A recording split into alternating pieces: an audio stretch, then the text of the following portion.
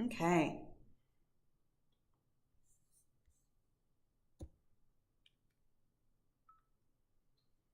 And we are live, maybe? It looks like we're live. Hello, hello, hello, you guys. Welcome and good morning. So, I'm so curious whether or not you guys can see me and hear me. I see that we've got lots of comments already. Okay, just so you know, everybody, welcome. Hello.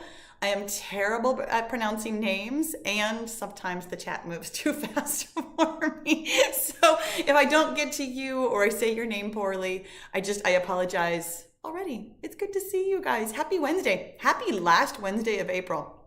I have to tell you, this month went so fast for me that I don't know what happened to it. It was very bizarre. All of a sudden, I was looking at my calendar because I'm scheduling things for next week, and I'm like, oh, next week is May. Oh, in fact, Saturday is May. And in fact, oh yes, that means that I've got 7 days of workouts coming, starting on Saturday for the following 7 days, May 1st through the 7th.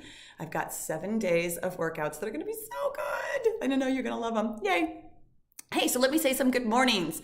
Good morning to Belle, who is excited to be here for the first time. Yay. And Amber is here from the UK saying good afternoon.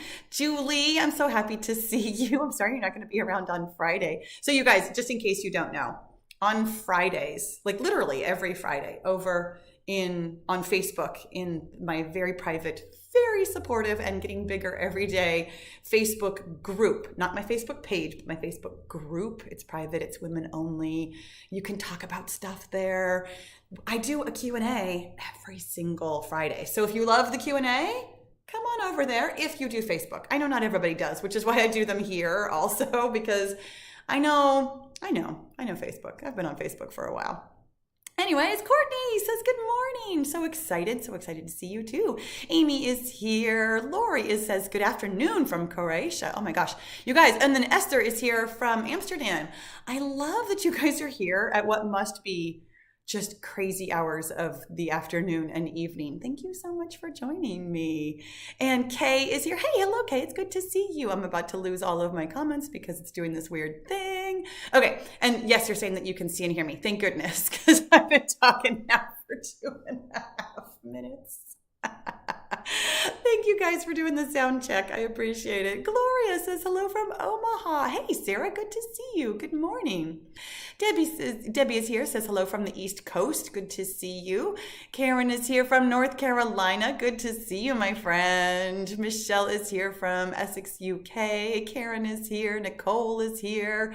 You guys, I always feel like romper room when I do this, but I want to make sure that I say hello to you because it's really nice to see everybody. Lorraine is here and Tammy is here saying good morning. Sandy says good morning from Ontario, Canada. Here comes my Canadians. You guys, here's what I notice when I do these lives is that y'all seem to come in like pairs and groups. Like there'll be a whole contingent from North Carolina, and then there'll be a whole bunch of people from Canada, and there'll be a whole bunch of people from the UK, and then there'll be a whole bunch of people from like Missouri. Like it's super interesting to me how close some of you guys must live to each other. And wouldn't that be fun to have like a Killer Bee get together? That would be so cool. Amy, good morning. Leora, it's good to see you, says hello from Israel. Good to see you, my friend. Teresa says good morning, was just going to do one of your workouts. Yes, please do. Go have fun with that. Jenny says good afternoon from the UK. Ezra is here from Turkey. So glad you're here. I love it. Probably Minnesota snow gal. I love it. Hi, Paula. I'm 60 and have exercised more with you in the last few months than I ever have. Isn't that fun? I love it. Thank you so much for that. Tamiko says good morning from Nashville, Tennessee. I love it.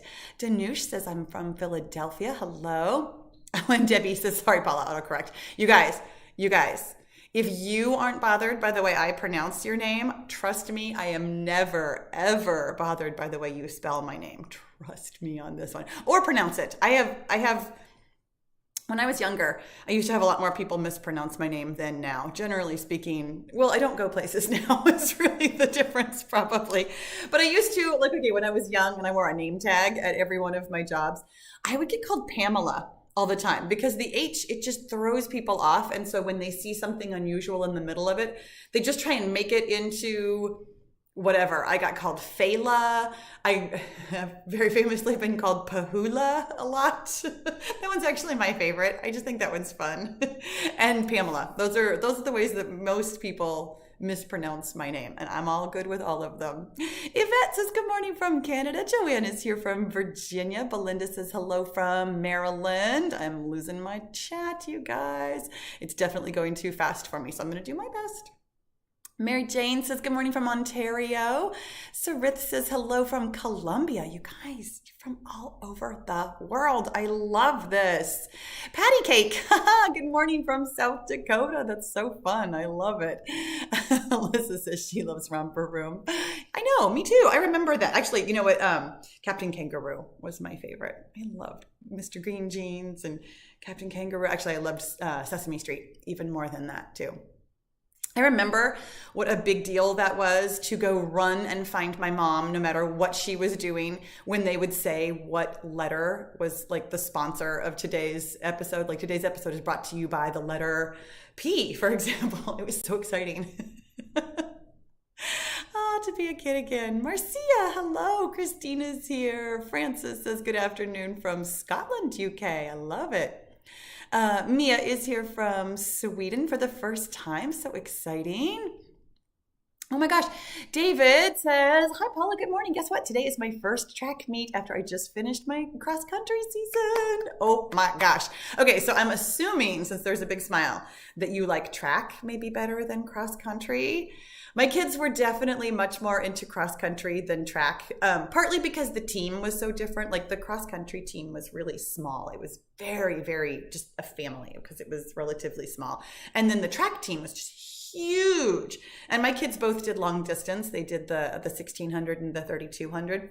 And there was definitely like a sprinters versus distance kids kind of thing. So it didn't feel as tight knit as cross country, but I loved track as a parent because you can sit on the bleachers and just watch everything as opposed to cross country where I would literally run from place to place to be able to see my kids while they were running, which I mean, I enjoyed that too. Really, I loved watching my kids run. So hopefully you had a great season and hopefully you're going into a fantastic track season.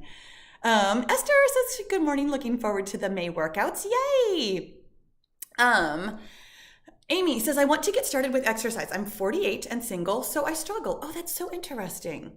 I work full time and take care of all the house and yard maintenance myself, so my body already hurts. Any suggestions? Yes. In fact, here is 2 suggestions for you. Number one, I'm going to have you take a look at what you're telling yourself about your ability to work out. When you go into something saying, well, I'm going to struggle because I don't have time, I already hurt, I have too much to do, you're putting yourself in a position where you don't have time and you do already have too much to do. And I understand how much that sounds like the truth, like these are just facts that I'm stating. But I will tell you, and you will notice if you look around that other women in your same position, at your same age, with your relatively speaking same conditions, do make time and do have the ability to work out. So understanding that, and this is something that I do all the time when I look at my schedule and I'm like, okay, I can't do more. I have too much to do. And I remind myself that somebody else with this same list of tasks could see it differently. And that's how I know that this is something that I'm telling myself rather than an actual fact. It's an opinion, it's a thought. And so that's what I'm going to have you do first of all, is just notice the thoughts that you are thinking about not having time or not having effort or not having like the physical capacity. And the other thing that I'll tell you is to really question what you think you want to do for a workout. If you're already tired and sore and feeling stressed out, the nicest thing you can do for yourself is maybe some self-massage with a foam roller, or maybe some nice stretching, something that feels really gentle and really kind, or going for like a really gentle walk, maybe even outside if the weather is nice. When we get it in our heads that we have to work out vigorously and it has to be for 30 minutes and it has to be like this, that, or the other thing, and trust me, I do this too. Like I have this weird set of rules for myself for how something is supposed to be done. That's all just made up. It's like 100% made up. You can do anything and call it a workout. No, but no workout police is going to come to your door and be like, "Hey, you didn't do X, Y, or Z." No business police is going to come to my door and say, "Hey, your YouTube videos have to meet this certain criteria." I mean, obviously there are, terms and conditions for YouTube. But I mean, like, we get it in our heads that things have to look a certain way. Your workout doesn't have to look a certain way. You don't have to be sweating. You don't have to be out of breath. You don't have to lift super heavy weights. You don't have to do anything. So really just like taking a nice big deep breath and reminding yourself that doing something kind for yourself and your body is a workout. That'll open up your mind to so many other possibilities. It doesn't have to be a half an hour. It doesn't have to be vigorous. It doesn't have to be anything. It could be 5 minutes. It could be super gentle. It could be anything that feels kind and loving towards your body. And the reason why it doesn't have to be X, Y, or Z, like this big, huge thing, is because at some point in time, after you get into a routine of, let's say, 5 minutes of hopping on the foam roller and taking care of some of your soreness and stiffness, that will grow and change over time. Think about anything that you used to do 10 years ago that you still kind of do, but maybe not in the same way. That's what'll happen with your exercise routine. Like, you're not going to do the exact same thing in 10 years that you're doing right now, because first of all, you'll be 10 years older. Second of all, the world, obviously, the world could change. Like, there will be circumstances that will be different in time that we can't anticipate and we can't think about and worry about right now. So know that where you are right this minute is exactly where you are right this minute. At some point, through kindness and loving yourself and being gentle with yourself, you will very likely do more. You will very likely feel better. You will very likely be in better health because of doing that little thing now that you might turn into something bigger later. So those are my 2 suggestions, and I hope that was really helpful for you. Esther says, "Hi, Paula. My question is, how can I improve my running during the lockdown?" And thank you for asking that again. I saw that you had asked that when I posted yesterday about today's video. So thank you so much for asking that again. Here is what you can do. I have over 100 indoor walking and running workouts. You can pick any of them that will help you meet your personal goals. I think, if I remember correctly, that you said, are you training? Oh, you are training for a half marathon. Okay, but there's no race. I just want to run 21K. I love that. I love that you have that as a goal for yourself. What I would do is start where you are. Like, start where you are. Wherever, whatever it is that you're running right now. If it's 1K, if it's 5K, if it's 10K, whatever it is. Put yourself in a position where you are open to running in different ways. You can run, weirdly, a half marathon in your living room. Because I seem to recall that you said that you don't have a treadmill, and that was part of what you were thinking might be a barrier. Here's the thing. Again, especially if there's no race, you don't have to prove this to anybody. Like, this is 100% for you. What if you just put on your timer and you said, right now, I'm going to run for 5 minutes. And then over time, let's say by the end of the year, you added a couple minutes here and a couple minutes there, and making sure that you're adding minutes and also subtracting minutes. Like you're not trying to do the exact same thing every day. You're not trying to run 10K every single day. You're running 10K sometimes, and then other times you're running like 2 to 5K. Having a nice routine where you are pushing and then also recovering. In fact, I'm going to point you in the direction of my body shaping series. It was a series of 29 videos that I did in September of 2020, where it talks a lot about pushing and recovering and pushing and recovering. I strongly recommend, not necessarily that you follow those workouts, because that was much more about weightlifting, but that you listen to the theory behind it, where 1 day a week you're giving your best effort, meaning that you are going the longest of your run that you're going to go. And then the other 6 days, you spend time recovering and working on your core and working on strength, and then recovering some more. And then you push again. I strongly recommend training like that. It's the nicest thing that you can do for your body. And since this is all for you, I personally would, especially knowing that you're going to be running inside, I would just set a timer. I would say, for example, generally speaking, a half marathon is going to take somewhere between like 2 to 2.5 hours, depending on your speed. Some people are significantly faster. Some people are significantly slower. Like, you know how fast you normally run. If you have kind of a general idea of your pace, figure out approximately how long it would take you to run a half marathon and then build up to that time. You don't have anything to prove. And this is such a great, fun, fascinating goal to do for yourself. You get to make the rules. You get to do anything you want. The thing that will make this doable for you is being a little bit open to coming at it a different way. Like, not thinking to yourself, I have to run outside, I have to train a certain way. I mean, yeah, there's a good way to train where you don't get injured, obviously. But like, since there's a lockdown and since there's no specific race and since you get to make this all up for yourself, make it up in a way that feels like the right amount of challenge, which, by the way, running a half marathon is plenty of challenge. And then everything else about that challenge is really, really easy. Like, make it easy on yourself to do this hard thing, which really is just good advice for everybody. Every single one of you who is facing something difficult, this is my advice for you. The difficult thing is difficult. Set yourself up so that it feels easy to do it. And already congratulations to you, because I know you're going to make this happen, and I'm super excited for you, Esra. Boudica, whose name I am absolutely mispronouncing, like just 100%. I know I didn't say that correctly. Says good morning from New Jersey. Catherine says hello from Ohio. Oh, I love it. I'm 32 and I've been doing your exercises every day for the last 2 weeks. I love them. Oh, that's so fantastic. You, my friend, are welcome around here at any age. You did specifically say you're 32.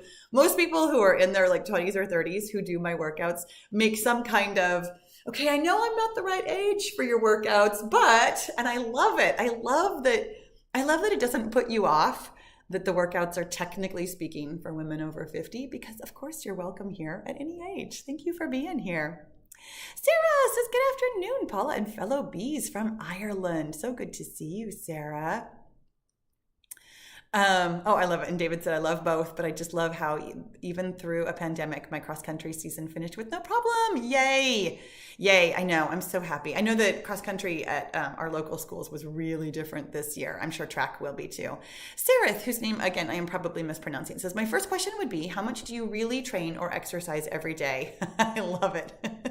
It's different every day. So this is actually something that I'm making a video about. When is it coming out? Sometime in May. I don't remember exactly when. I'm making a video about my weekly routine. So I do have a video about what I was doing when I was losing weight, and things have changed since then. First of all, because I'm not losing weight anymore, which means that my focus is really different.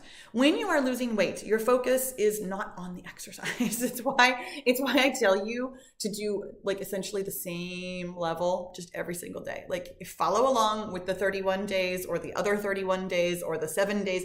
Just repeat them. Just make it super, super easy on yourself. Make it super easy on yourself, because the work of losing weight is eating the right number of calories every day, and frankly, managing your mind every day, because you're thinking about it so much and there's something to do every single day. You need to be managing your mind. That's where your energy should be focused. And then the exercise is just, it's for mental health. It's to feel good. It's to, yes, you're going to get healthy, and yes, you're going to do some toning and some shaping and all of that kind of stuff, but it's not the main focus.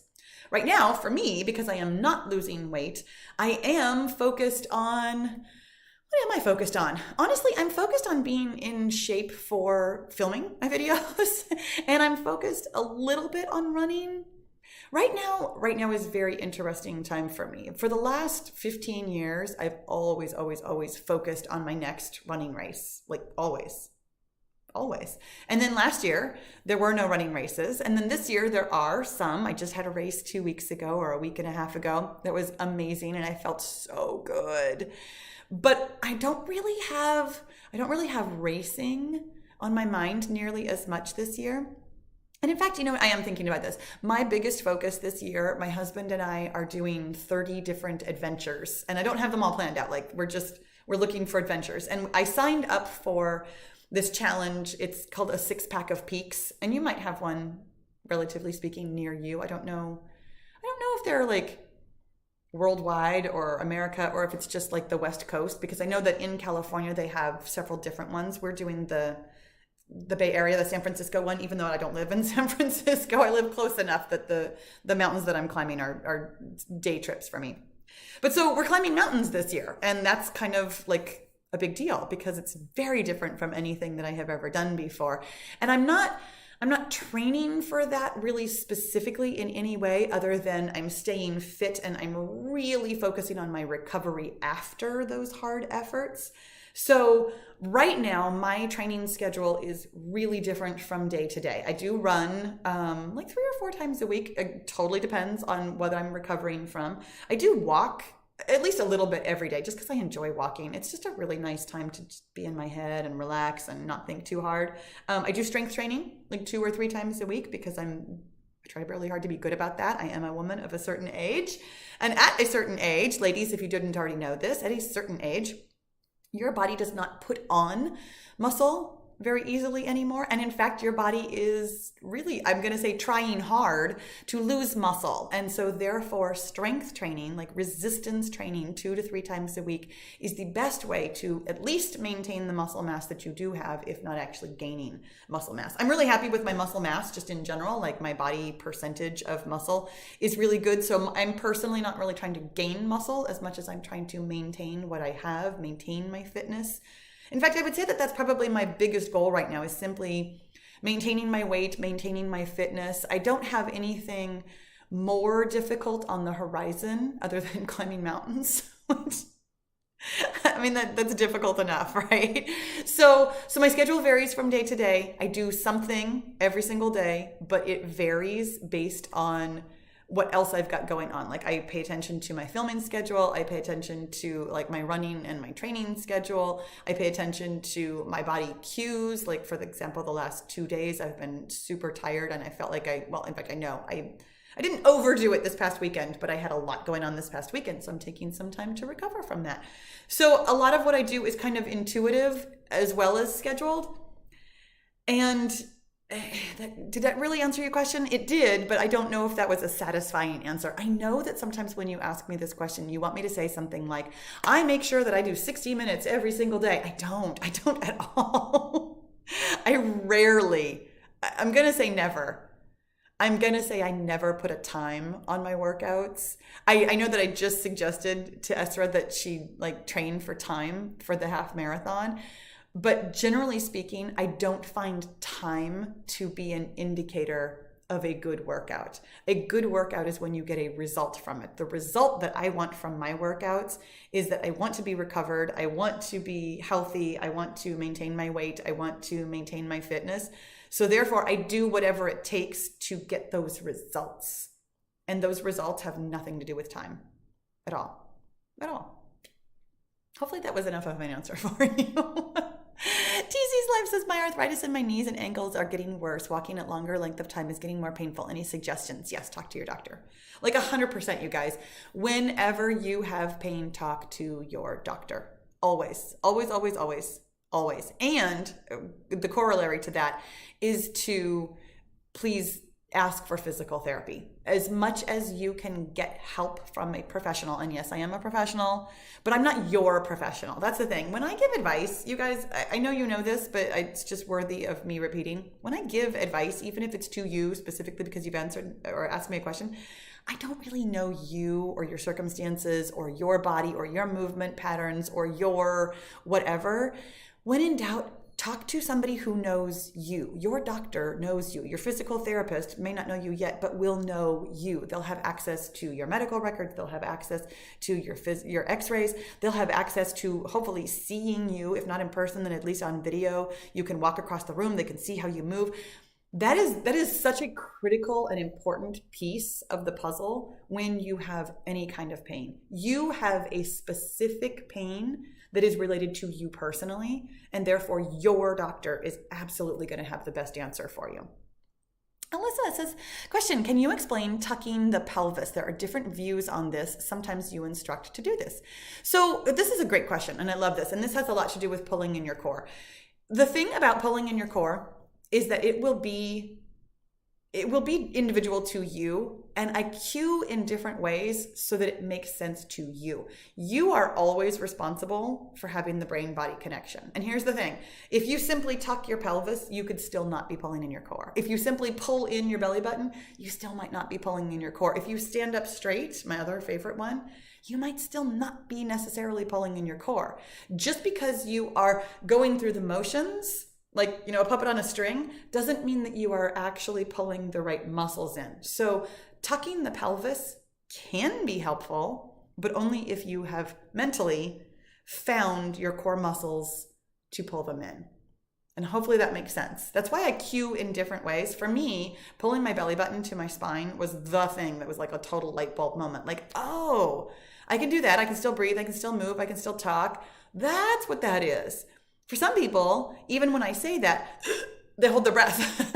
So that's why I try to give you different kinds of cues so that you can hear whatever thing it is that actually connects your brain and your body. When you have that brain-body connection, it almost won't matter what I say because you'll know what you are doing. So hopefully, one of the ways that I cue it will make sense to you so that you can find your core muscles. Jody says, I'm 69 with a bad back, cannot do regular workouts. I basically just walk every day. Any suggestions for toning? Yes, talk to your doctor. 100%. Talk to your doctor, talk to your physical therapist.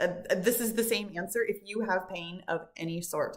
Talk to your doctor and get physical therapy. Your doctor and your physical therapist can suggest something really specific for you personally that will be the thing that can help you get the results that you want.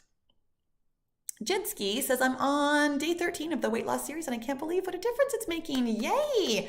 I'm losing weight and have energy. That is so fantastic. And then Jay says, yes, I just wanted to say I'm only 30 years old. Yeah, I know, but I still love your workouts. They feel just right for me. I love it. So fantastic. I'm super, super happy that they are just right for you. Lily Peck says, good morning from South Korea. Yay, good to see you. Sharon says, hello. Satoko, whose name I'm probably mispronouncing, says, hi from Singapore. It's good to see you. Oops, gosh, I just missed a whole bunch of them. I love it. The chat moves very quickly sometimes. Moo and Mel en français, which I know wow. God, that was so American, wasn't it? I'm sorry. It says, bonjour, Paula. Again, so American, but that's the best I can do. From beautiful France, we have both lost weight since the 1st of January. We both quit alcohol, eating organically, and walking every day for an hour plus a daily workout. Oh my goodness. Focus and mind management are the key. They really are. I love it. Look at you making changes. Good for you. Kathy says, I just made your cheesy rising nom-noms. Yay. I love I can't tell you how much it tickles me that this really ridiculous thing that I made up, cheesy ricey nom-noms, come on. Who's going to put that on Pinterest? Maybe me. But anyways, I love so much that you guys are making my recipes and enjoying them because, this is the thing. You should enjoy your life. You should enjoy what you eat. You should enjoy your health and your fitness. Kevin says, do you still weigh yourself every day and do you eat the same amount of calories every day? Yes and no. So yes, I do weigh myself every day. When feasible. Like for example, I was just gone over the weekend. I didn't take my scale with me because I don't need to know the number that much. It is information. It's how I kind of stay on track. It's one of the data points that I look at to see. Like one of the ways that I know that I've overdone it, for example, this weekend, I told you, A, I was out of town. B, I was very physically active. And this morning, the scale was up because I was very physically active. And that's one of the ways that I know when I need to recover and take a little bit of time and just drink some water and be where I am and just really take things mellow for a couple of days. So yes, I do weigh myself every day. It's interesting. It's a data point for me. I do not, by any stretch of the imagination, eat the same amount of calories every day. I eat the amount of calories that I need to for the work that I'm doing. So this kind of comes along with paying attention. Like when I'm recovering and not doing as much, well, it depends. Okay, let me rephrase this. Sometimes when I am not doing as much, I don't eat very much because I'm not doing very much. But generally speaking, when I'm not doing very much, it's because I'm recovering from a really hard effort. So I do make sure that I fuel that recovery. So if, for example, I know that I'm going into a couple of days, and I can't imagine why, but if I know that I'm going into a couple of days of being slightly more sedentary, it's pretty likely that I'll eat less over those couple of days just because I will be doing less.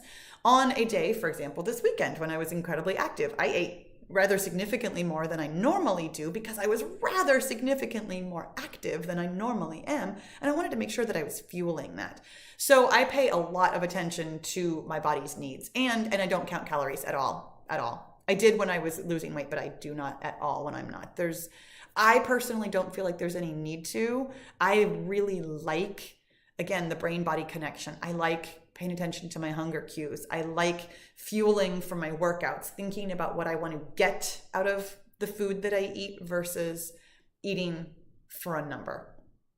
This is one of the skills that I highly encourage you to develop for yourself, honestly, is paying attention to what your body is getting out of your workouts, what your body is getting out of how you're fueling, what your body is getting out of all of the inputs that you're giving it. Because if we're simply going through the motions, kind of like pulling in your core, if you're simply going through the motions, oh, I'm eating this number of calories, I'm drinking this amount of water, and I'm doing these things, but you're not like connected to it, you're going to have a harder time getting results, honestly. And you're going to have a harder time, even if you get the results, you're going to have a harder time maintaining those results.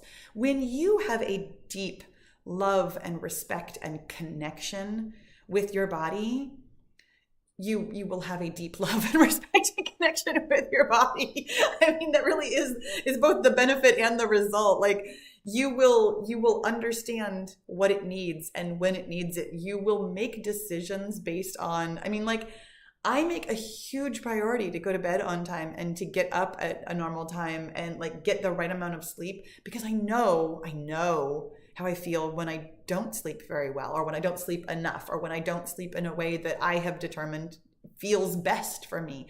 I make those decisions out of love for myself, even though, I mean, sometimes I'm reading a really good book. I would love to stay up 2 hours later. Sometimes, I mean, mostly just the staying up later. I get up at the same time more or less every day, but I make decisions based on loving and respecting myself and my body and knowing that it's going to feel better if I give it certain kinds of inputs. So rather than just aiming for a number kind of blindly, I really pay attention to how does this fuel feel in my body. Okay. Celine, whose name, Celine, maybe? Says, I started a support group on Facebook for friends wanting some support and motivation to exercise. I love it. We did your month-long challenge and really enjoyed it. Hey, that is so fantastic. Good for you. And yay for having friends and a support system that can really help you with stuff like that. A Martin says, how to lose belly fat over 50. Okay, I love this question. In fact, I'm going to be addressing this much more thoroughly in a video. I know I've said that a couple times already, but I really do. I have so many video ideas and so much information to share that anyways, how to lose belly fat. The way that you lose any kind of fat of any place on your body, and we're going to discuss belly fat in just a second, but I'm going to talk about this really quickly. If you have weight to lose, just overall in general, then the way to lose weight is to eat the right number of calories every single day, consistently, over time. Like, it's 100%. That is the way. That is the way to guarantee that your body is burning fat. I know that lots of people would love to tell you that we're burning fat while we're exercising. The only time you are actually burning fat is when your body wants to burn fat. Your body has a whole operating manual on what it's going to do and when it's going to do it based on all of the inputs. Simply working out is one input. If you think about how many inputs we give our body every single day, the things that we read, the things that we see, the things that we eat, the things that we drink, the things that we sleep, the things that we do, the things that we think, the stress that we feel, the places we go, the air that we breathe, like there are literally millions of inputs that we give our body. So trying to simplify it like, oh, if I do this one thing, then it's going to have this one reaction. No, you do this one thing and then your body has whatever reaction it's going to have. If you do a couple of things, really specifically 5 things, every single day, really consistently, eating the right number of calories, drinking the right amount of water, exercising moderately, absolutely, sleeping adequately, and managing your mind, that over time will guarantee that your body burns fat, because at some point, being in that slight caloric deficit, your body will tap into fat. It's not necessarily while you're working out, though. In fact, it's far more often that it's probably while you're asleep, because you spend so much time of your day asleep, hopefully. And it's over time being in that slight caloric deficit because your body wants to be efficient. Over time, your body will have to burn fat because of being in that slight caloric deficit. Anyways, that's how you lose weight. Like, that's 100% how you lose weight, no matter where on your body that weight is. Belly fat, really specifically, turns up in women over 50 for, well, the same reason it turns up anytime, but here's the conversation about that. Belly fat really specifically is linked to stress. And I want to be really clear about a couple of things here. A little bit of stress is totally okay for your body, as long as it is occasional. Like, that is how your body gets stronger. When you exercise, that is stress on your body. And when you recover from that stress, one of the things that your body does, it sends out inflammation, and then it sends out other things. I don't remember all the scientific names for them, but it helps your muscles get stronger. It helps your bones get stronger. It helps your heart and lungs get stronger. Like, a little bit of stress at a time with adequate recovery is how we get stronger. Stress is good for you in small doses with plenty of recovery.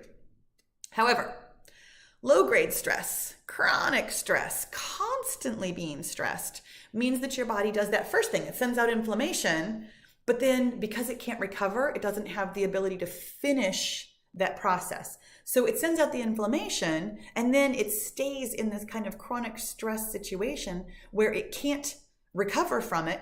And one of the things that your body does over time with chronic stress is it stores belly fat. Now, here's why. Biologically speaking, this actually makes a ton of sense. Way back in the caveman days, the only kind of stress we actually had was the stress of not eating, like famine.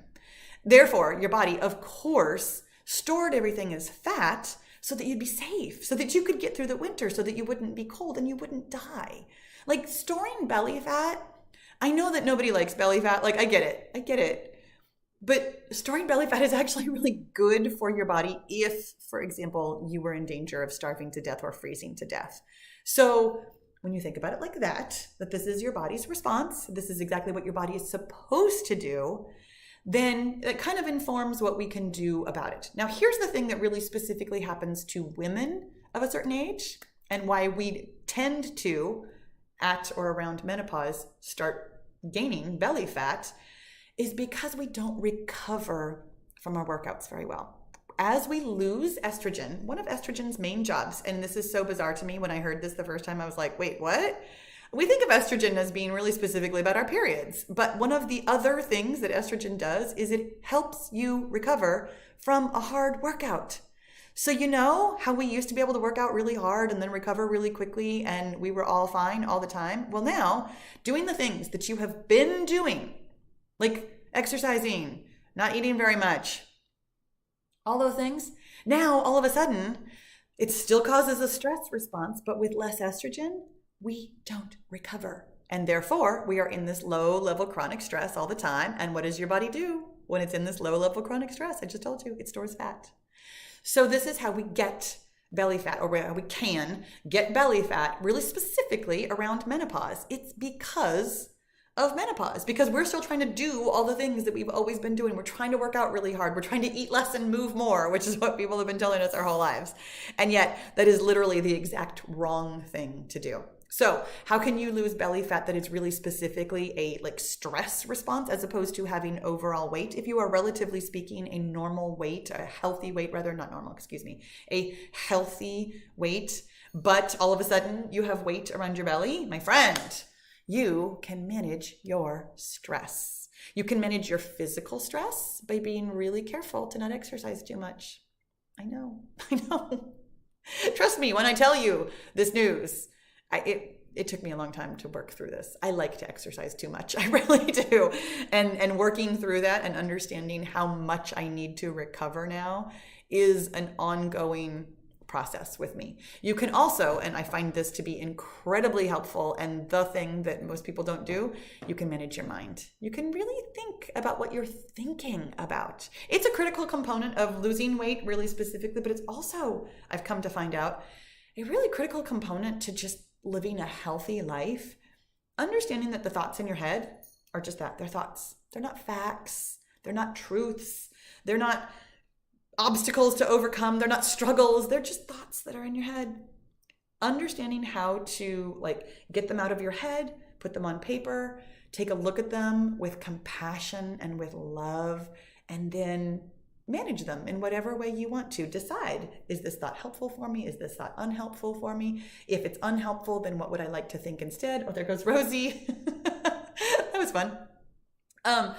Understanding how to manage your mind can help with stress, mental stress, that frankly sometimes leads to physical stress. Because here's the thing, that thought, maybe not you personally, because your question was very simple, and here I go for 20 minutes talking about it.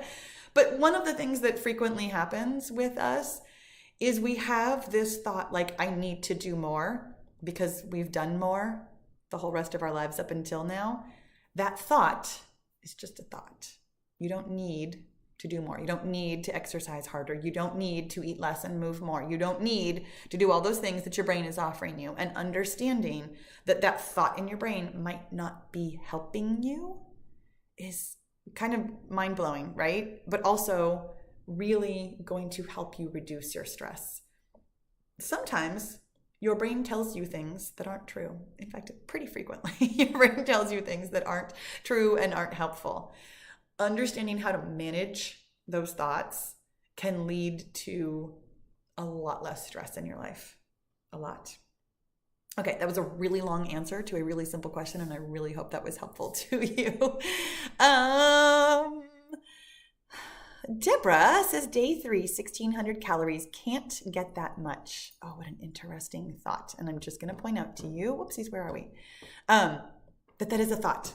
Hey, Rosie, please don't do that. Thank you. She's trying to claw the chair because that's what she does. Okay, I have a practical suggestion for you, and then I have a mindset suggestion for you. Here's what happens to me. When I tell myself I can't do something, I can't. I literally can't, because I've told myself I can't. When you say I can't eat that number of calories, you will find proof of that in your brain, and you will have a really difficult time. And then there will be what I consider an unnecessary struggle. When you open up your thoughts to being curious about it, how could I eat 1,600 calories? What could I do that could make that possible? When you look at it like a question, like a puzzle, like something interesting, it's just information, and you don't have any emotional attachment to it, which, by the way, we all do. But this is what I'm saying about managing your mind. When we come to something oh, I can't possibly, that's way too much food, that feels really difficult, you have an emotional attachment to that. You have an emotional struggle with that. When you look at it, how could a person, any person, a person over there, not me, but just a person, how could Paula eat 1,600 calories? I can tell you, I eat 1,600 calories pretty frequently. That's probably about an average of what I eat. Maybe even a little bit more. Some days, definitely. This weekend, when I was doing lots more. Anyways, how could a person eat 1,600 calories? And then it becomes just this interesting intellectual puzzle. That's how it makes it slightly easier to come at it in your own brain. And then what I will also tell you from a very practical sense, if you have been rather significantly eating less than that, you might actually feel really full, because here's the science part of it. What happens sometimes when we chronically undereat is your body actually starts suppressing your hunger. Your body, when your metabolism slows down because you are doing too much and eating too little, which is one of the things that can happen when we move more and eat less, is it can suppress your metabolism. It can suppress your hunger. You can slow your body down if that is the case for you. And this is what happens to me somewhat frequently. Like this weekend, I was really happy that I was still really hungry, because sometimes what happens when I do too much is one of the first ways that I know that I've done too much is because I lose my appetite. Anyways, to work with that, I would start where you are, because that's always my suggestion. Start where you are and move incrementally closer to where you want to be. The only way to get where you want to go, wherever that is baby steps. Like truly, wherever you want to go in life, if you could be there, you would be. So the only other way to get there is to walk there slowly, is to take these little steps. If, for example, you're eating 1,200 calories a day, try eating 1,250. And then in a couple of weeks, when that doesn't feel freaky, try eating 1,300. And then in a couple of weeks, when that doesn't feel like too much, try maybe bumping it up to 14. Like take little steps, pay attention along the way. Like, what am I thinking about this? What is causing this stress that I feel about that? How does my body feel eating this number of calories? And give it time. Like really specifically, as you are eating more than you are used to, I'm assuming. Oh yeah, you specifically said can't get that much in, meaning that you are currently eating less. When you are giving yourself the time to adjust and adapt and really managing your mind around it and start noticing your body's signals, you will have an easier time getting there. And you've already done the work of how could a person, Pahla, how could Pahla eat this number of calories, so that you've kind of solved the mental puzzle of, okay, well, if I have a little bit more for breakfast, a little bit more for lunch, a little bit more for dinner, same foods I've already been eating, same things I've already been doing, but just different portion sizes, this will start to come together. Don't be in a hurry to get where you're going. You've got the rest of your life to figure all of this out. No matter what this is, you've got the rest of your life to figure it out. Sweet Connie says over 50, sugar and high carbs are your enemy for belly fat. That is not actually true for everybody. This is one of the things that I find so fascinating. We all really want there to be one answer, that if we give up sugar, that everything is going to be okay. That if we give up carbs, that everything's going to be okay. The fact is, your body is always an experiment of one. I eat sugar, I eat carbs. I don't have trouble with belly fat at all. It's absolutely one of those things where some people have a great reaction and it works for them and it's fantastic. And that's fine. I mean, that's the good news. When you figure out what works for you, it works for you. But one of the reasons why I try really hard not to tell you what to eat is because your body is truly, it's a walking, talking miracle. It's a walking, talking, thinking, blinking miracle, and it is very individual to you. The way your body reacts to one input, for example, sugar, is not just related to sugar. It's kind of like what we were talking about before. You actually have thousands, probably millions of inputs into your body every single day, and they all react together. It's not about doing one thing. It's about everything that you're doing. Take a look at everything you're doing. And if you find that, for example, sugar feels especially difficult for you, then work towards reducing that, maybe, if you want to. When we try to make things really, really simple, I mean, yes, I know I've totally given you this advice to make things as simple and as easy as possible. But when we try to distill a really complex system, a really complex piece of machinery like your body down into like one or two little principles, it can get lost in translation. Your body has a lot going on, and a lot of it we don't understand. Just so you know, anytime anybody tells you, oh, this is exactly how this works for every single body, it's not entirely true. There are a lot of mysteries. There are a lot of things scientists don't know. Lots and lots and lots of things about food and exercise that we simply don't know at all. Like your body, it's a miracle, and it's a miracle, meaning that we don't understand it. Like there's a lot to it that we don't know. So if cutting out sugar and carbs works for you, congratulations, that's fantastic. But be really careful about making that the answer for every single person. The answer for every single person is going to be really individual. It's going to be really up to them what works for their brain and what works for their body.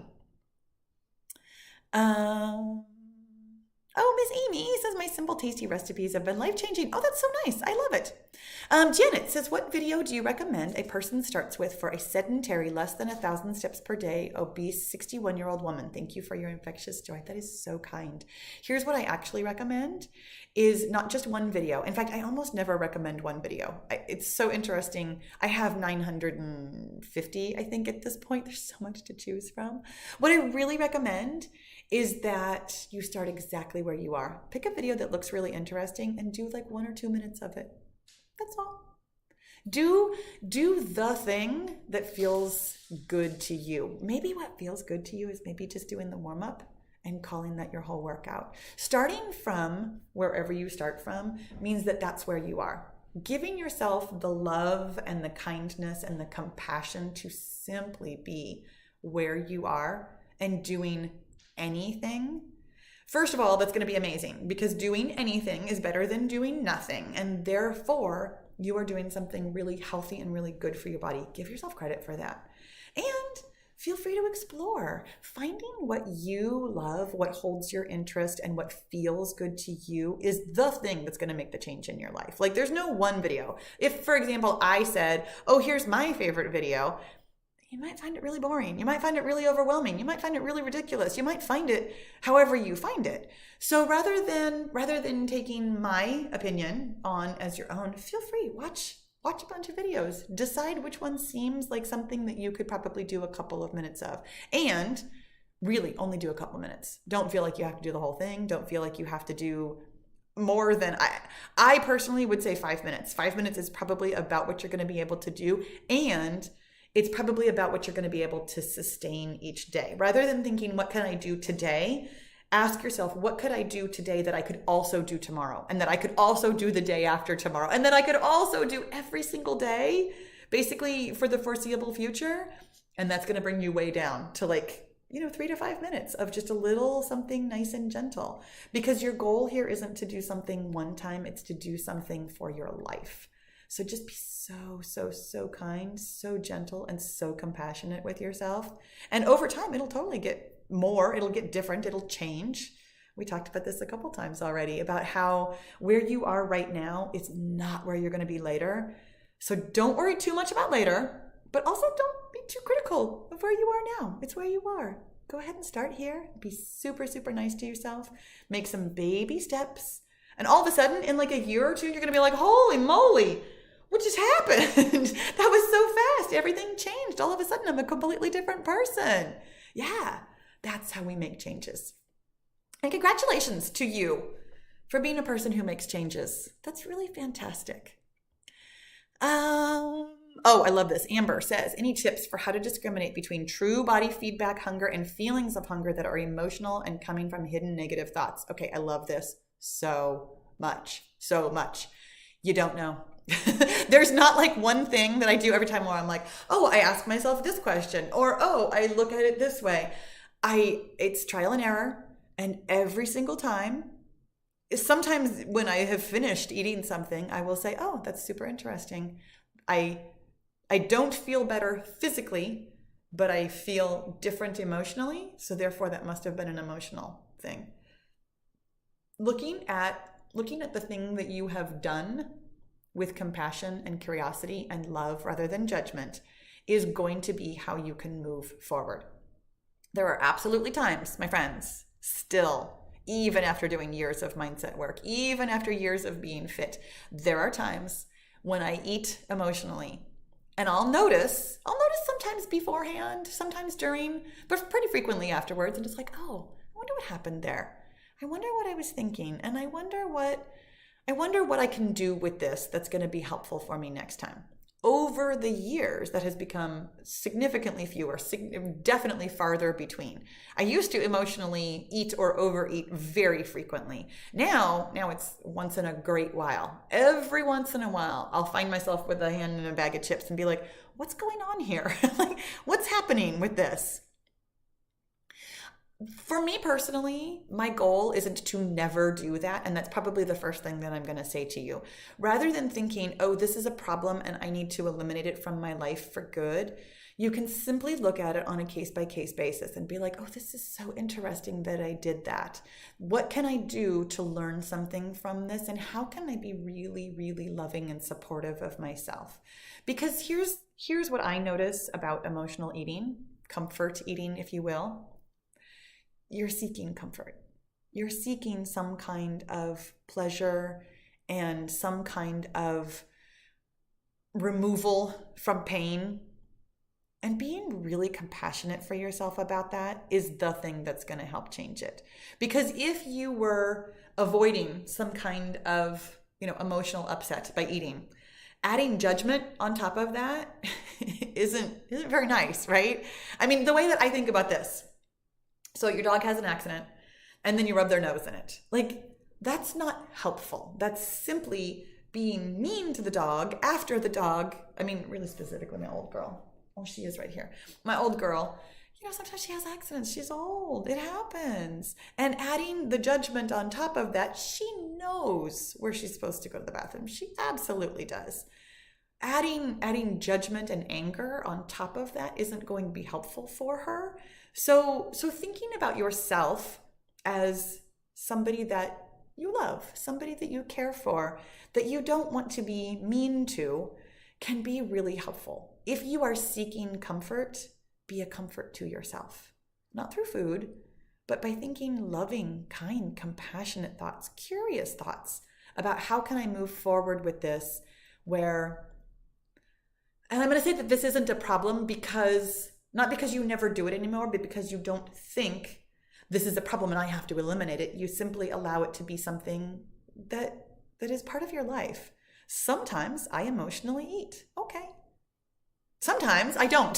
Sometimes I take a shower. Sometimes I go for a walk. Sometimes I, yell at my husband. Like, sometimes you do lots of things. You do lots of things.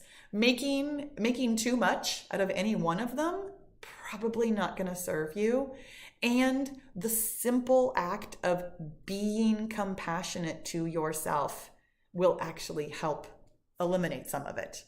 It's kind of one of those, I can't think of the word that I'm trying to come up with.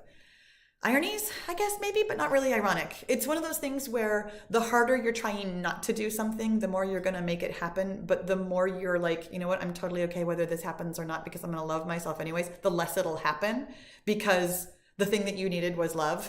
So that's my advice. In fact, it's going to be pretty much how we're going to wrap this up. I've just got like one more question here, but how we're going to wrap this up is that when in doubt, love yourself. Love yourself. Be so kind and compassionate towards yourself for all of the really interesting and unusual and seemingly problematic things that we do.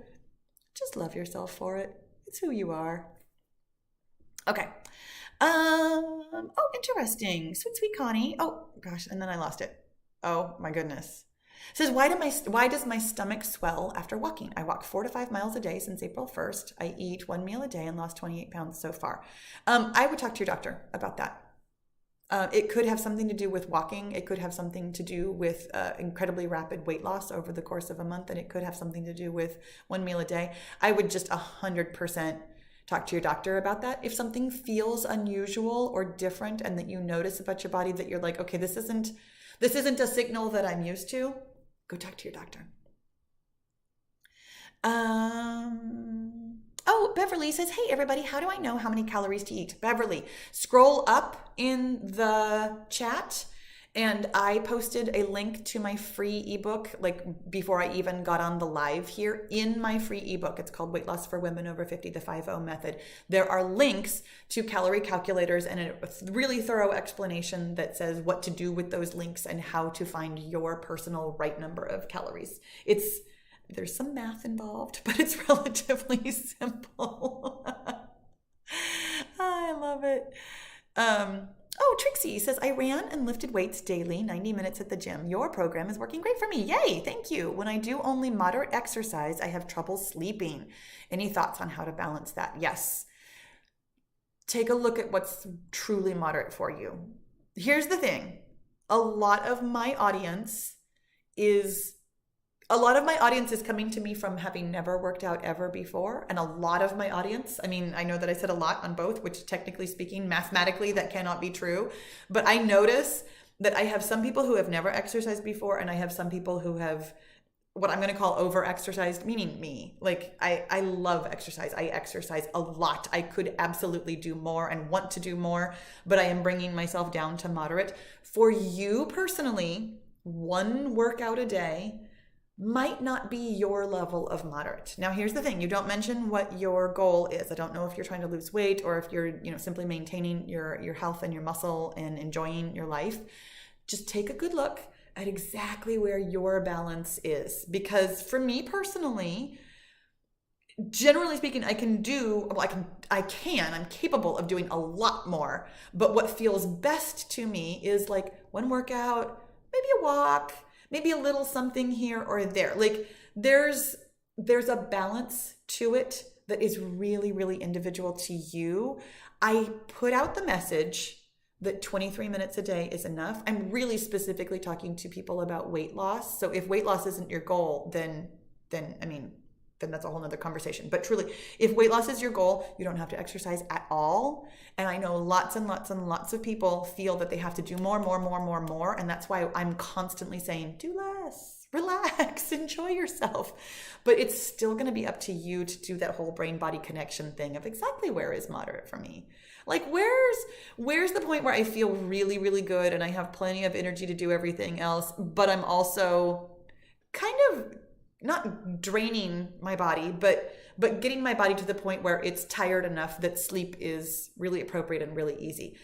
Finding that balance between energy and sleeping and exercise and mindset and all of those things, it's going to take some trial and error. Like be really okay with wherever you are and feel really empowered to experiment. Like, okay, if I do this and a little bit more over here, how does that feel?